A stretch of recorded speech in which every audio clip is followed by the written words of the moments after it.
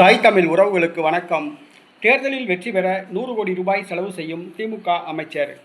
தேர்தலில் வெற்றி பெற 100 கோடி ரூபாய் செலவு செய்யும் திமுக அமைச்சர் என்ற தலைப்பில் இந்த காணொளியை காண்கிறோம்.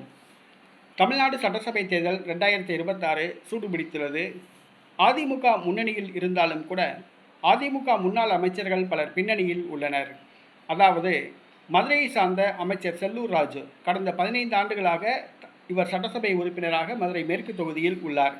கடந்த முறையே தேர்தல் வாக்கு எண்ணிக்கையில் ஏற்பட்ட குளறுபடியில் அவர் வெற்றி பெற்றதாக அறிவிக்கப்பட்டது. இந்த முறை அவர் பின்னணியில் உள்ளார். அவர் வெற்றி பெறுவது கேள்விக்குறியாக உள்ளது.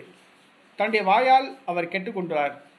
தற்பொழுது முத்துராமலிங்க தேவரின் மறு உருவம் அண்ணாமலை என்று கூறியதன் மூலமாக மறவர் சமூகத்தினர் செல்லூர் ராஜுக்கு வாக்களிக்க கூடாது என முடிவு செய்துள்ளனர். மேலும் செல்லூர் ராஜு 15 ஆண்டுகளாக சட்டசபை உறுப்பினராக உள்ளார்.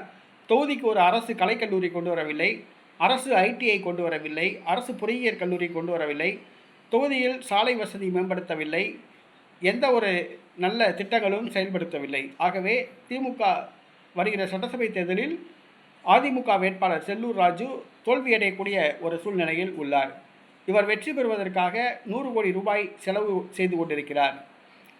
சமீபத்தில் ஒரு சில மாதங்களுக்கு முன்பாக தேர்தல் செலவுக்காக இவர் பதுக்கி வைத்திருந்த 2000 கோடி ரூபாய் பணமானது இவருடைய நெருங்கிய நண்பர்களாலே களவாடப்பட்டது.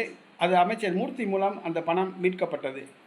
தற்பொழுது தேர்தலுக்கு 100 கோடி ரூபாய் தன்னியாய் செலவு செய்கிறார். செல்லும் இடமெல்லாம் அவர் பணங்களை கொடுத்து பொதுமக்களை பிரச்சாரத்துக்கு திரட்டுகிறார். ஒவ்வொரு பிரச்சார கூட்டத்துக்கும் தினந்தோறும் 40 லட்சம் ரூபாய் வரை அவர் செலவு செய்கிறார். ஏறத்தாழ இந்த தேர்தலில் வெற்றி பெற வேண்டும் என்பதற்காக 100 கோடி ரூபாய் செலவு செய்கிறார். இந்திய தேர்தல் ஆணையம், பறக்கும் படை, காவல்துறை கண்காணித்து செல்லூர் ராஜு மீது நடவடிக்கை எடுக்க வேண்டும். அவரை தகுதி இழப்பு செய்ய வேண்டும்.